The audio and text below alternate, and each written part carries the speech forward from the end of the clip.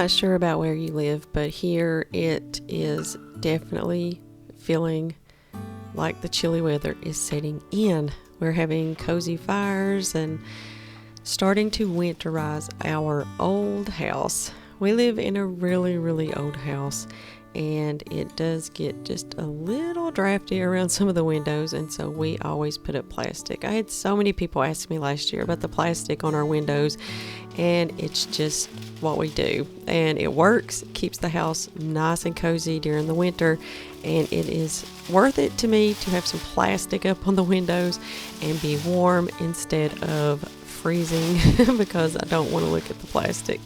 This new plastic they've come out with, you can see through really well, and so it doesn't really hinder the view or anything. But these cozy fall days have me wanting to make new and fun fall sourdough recipes, and this one is so good. My husband and I both said this was the best recipe I had made in a long time. It's for a sourdough pumpkin Pop-Tart. Oh my goodness, you're going to love these. They are so good. Someone was telling me, I always say they are so good. They are. They're so good. But let's get to the recipe. It's my sourdough pie crust, and that is just flour, olive oil, and sourdough starter.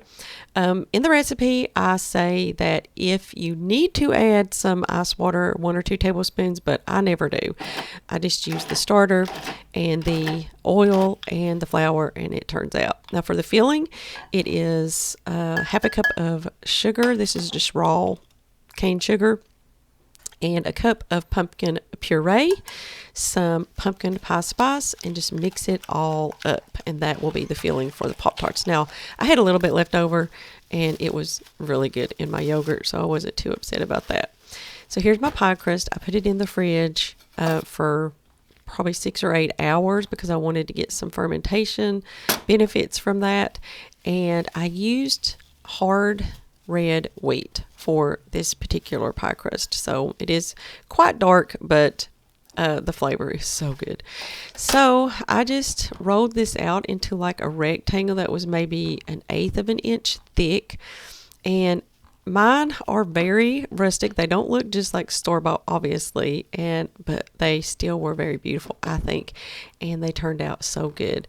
So the process is just to roll out the dough very thinly into a rectangle, and then once you get it rolled out really well, and I want to thank you all for your tips on rolling out pie dough because it actually worked. I was able to roll this out. So I really appreciate the people who chimed in on my pie crust video.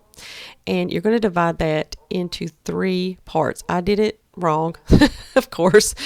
I was only supposed to do the 3 parts without cutting it in between, but they still turned out just fine.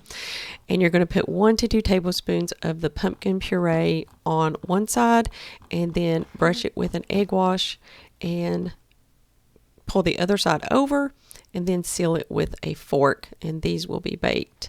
If you want the full recipe with all the ingredients and baking time and all that, there is a link in the description box, or you can head over to therosehomestead.com and just search for sourdough pumpkin Pop-Tarts, and it will come right up. So I'm going to get these filled, sealed, and in the oven, and we really enjoyed these. We ate them inside of a day. So if that tells you anything, you've got to try this recipe.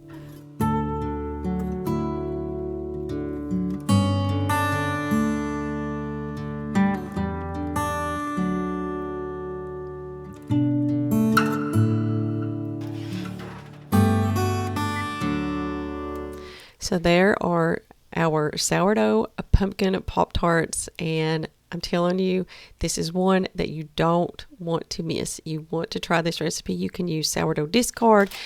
There's no rise time, and it is a simple recipe, even though it sounds like it might be a little complicated. Super, super simple and quick recipe. So thank you all so much for joining me on this cozy fall day as I did a little bit of fun baking in my kitchen. If you make this recipe, let me know on Instagram or Facebook. They are both linked below as well. And we will see you on the next video.